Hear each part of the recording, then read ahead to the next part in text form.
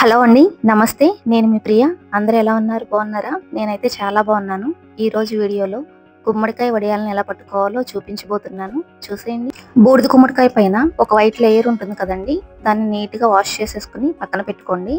తర్వాత గుమ్మడికాయని కోసి తర్వాత చిన్న చిన్న ముక్కలుగా అయితే కట్ చేసుకోవాలండి. పాతకాలం రోజుల్లో అయితే గుమ్మడికాయని కొయ్యకూడదు, పగలగొట్టాలి, ఆ తర్వాత పీసెస్ కట్ చేసుకోవాలి అనేవాళ్ళు.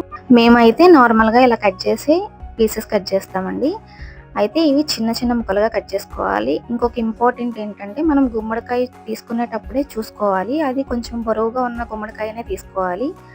బాగా డ్రై అయిపోయింది అయితే అంత పర్ఫెక్ట్గా రావు గుమ్మడి వడియాలు. ఇలా పీసెస్ కట్ చేసుకున్న తర్వాత దానిలో కొంచెం కల్లుప్పు వేసుకుని మొత్తం కలిసిపోయేలాగా అయితే కలిపేసుకుని అప్పుడు దాన్ని 1 అవర్ ఒక పక్కన పెట్టేసేసి దాన్ని ఒక కాటన్ క్లాత్లో ఇలా నేను చూపిస్తున్న విధంగా కట్టేసేసి ఓవర్ నైట్ మొత్తం ఇలా దాని మీద ఏమన్నా వెయిట్ పెట్టేసేసి పక్కన పెట్టేసుకోవాలండి.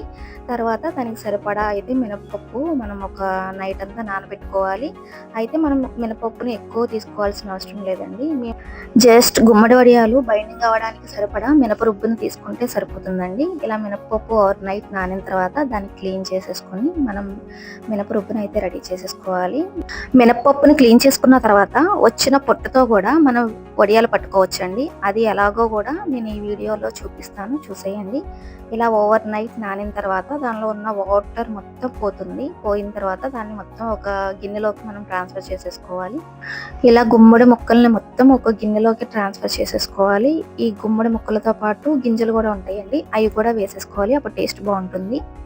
ఇప్పుడు మనం తినే కారానికి సరిపడా పచ్చిమిర్చి తీసుకోవాలి. వాటిలో పొన్ను మిరగాయలు కూడా తీసుకోండి. 2 టేస్ట్ అయితే చాలా బాగుంటుంది. అల్లం ముక్క తీసుకోవాలి.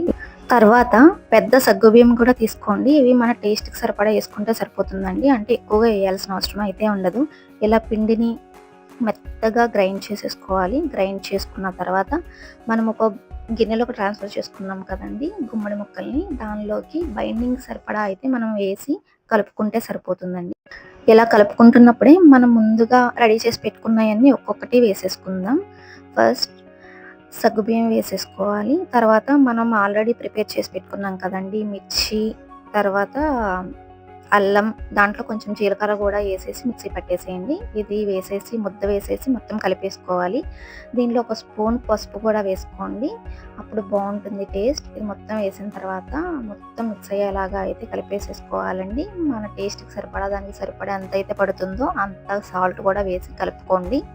ఇప్పుడు ఈ మిశ్రమాన్ని చిన్న చిన్న ఉండల్లాగా చేసి ఒక కాటన్ క్లాత్ మీద కానీ లేదు అంటే ఒక ప్లాస్టిక్ కవర్ మీద కానీ ఎండబెట్టుకోవాలండి. దీన్ని మనం ఎక్కువగా ప్రెస్ చేసి పెట్టాల్సిన అవసరం లేదు. నార్మల్గా ఇలా తీసుకొని జస్ట్ అలా పైన పెట్టేస్తే సరిపోతుంది. ఎక్కువ ప్రెస్ చేయాల్సిన అవసరం అయితే ఉండదండి. ఇలా చేస్తే కనుక పర్ఫెక్ట్గా వస్తాయి వడియాలు. ఇప్పుడు మనం ముందుగా మినప్పొట్టు పక్కన పెట్టుకున్నాం కదండి, దానిలో అంతకుముందు మనం అన్ని కలిపేసి పెట్టుకున్న గుమ్మడి ముక్కల మిశ్రమం ఉంటుంది కదండి, అది దీనికి సరిపడా యాడ్ చేసుకోండి. మరి ఎక్కువ వేయాల్సిన అవసరం లేదు. ఇవి అయితే చాలా కరకరలాడుతూ బాగా వస్తాయి. ఇలా చేసుకున్న తర్వాత వీటిని కూడా చిన్న చిన్న ముద్దలుగా చేసేసి ఎండలో పెట్టేసేసుకోవడమే. ఇలా ఈ మొత్తం ఒక రోజంతా ఎండిన తర్వాత దాన్ని మనం ప్రతి ఒక్క వడియాన్ని ఇలా బ్యాక్ సైడ్కి టర్న్ చేసి పెట్టుకోవాలండి. ఇలా బ్యాక్ సైడ్కి తిప్పి పెట్టుకోవడం వల్ల ఏంటంటే వెనకమాల వైపు కూడా బాగా డ్రై అవుతుంది. డ్రై అయ్యి మనకి తొందరగా ఎండడానికి బాగుంటుంది అనమాట. ఇలా మొత్తం వడియాల్ని బ్యాక్ సైడ్కి టర్న్ చేసి ఒక రోజు మొత్తం ఎండబెట్టుకోవాలండి. ఇలా క్లాత్ మీదే ఉంచి దాన్ని ఎండబెట్టడం కష్టం అవుతుంది అనుకుంటే గనక అన్ని వడియాల్ని ప్లేట్స్లోకి అయితే ట్రాన్స్ఫర్ చేసేసుకోండి. ప్లేట్స్లోకి పెట్టేసేసుకుని అలా 2-3 రోజులు కంటిన్యూగా ఎండలో బాగా ఎండబెట్టండి.